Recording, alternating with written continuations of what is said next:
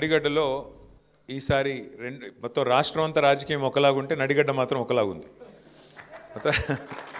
ఉమ్మడి పాలమూరు జిల్లాలో మనకి శాసనసభ ఎన్నికల్లో కూడా రెండు సీట్లు వచ్చినాయి. ఆ రెండు ఏమి అంటే ఒకటి అలంపూరు, రెండవది గద్వాల. సరే, గద్వాల్లో గెలిచిన ఎమ్మెల్యే గారు ఇవాళ రేవంత్ రెడ్డి గారి సంఖలో దూరినారు, పర్వాలేదు. కానీ మొన్న మున్సిపల్ ఎన్నికల్లో కూడా ఆశ్చర్యకరమైన విషయం నాకు వెంకటరామరెడ్డి గారు ఎప్పటికప్పుడు చెప్తా ఉన్నాడు. మనకు నడిగడ్డలో 4 మున్సిపాలిటీలు ఉంటే 2 అవుట్ రైట్గా గెలిచినాము, ఒకటి దాదాపు గెలిచినాం. గద్వాల కూడా గెలిచినంత పని అయింది, కానీ కొద్ది తేడాతో పోయింది. కానీ మెజారిటీ చూస్తే మళ్ళీ కౌన్సిలర్ల పరంగా, ఓట్ల పరంగా మన పార్టీకే వచ్చింది. రాష్ట్రం మొత్తం కాంగ్రెస్ ప్రభుత్వం ఉన్నా నడిగడ్డలో మాత్రం మన ప్రభుత్వమే ఉన్నట్టుగా ఇంకా కూడా భావించాల్సి ఉంటుంది. సర్పంచ్ ఎన్నికల్లో కూడా చాలా గొప్ప విజయాన్ని మీరు అలంపూర్లో నమోదు చేశారు.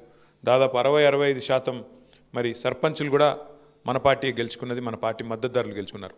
అట్లాగే కౌన్సిల్లో కూడా మళ్ళీ ఇందాక నేను చెప్పినట్టు అటు గద్వాల అయితేనేమి, అలంపూరు, ఐజా అయితేనేమి, వడ్డేపల్లి అయితేనేమి మొత్తంగా మెజారిటీ కౌన్సిలర్లు మనమే సాధించినాం, మెజారిటీ ఓట్లు కూడా మనమే సాధించినాం.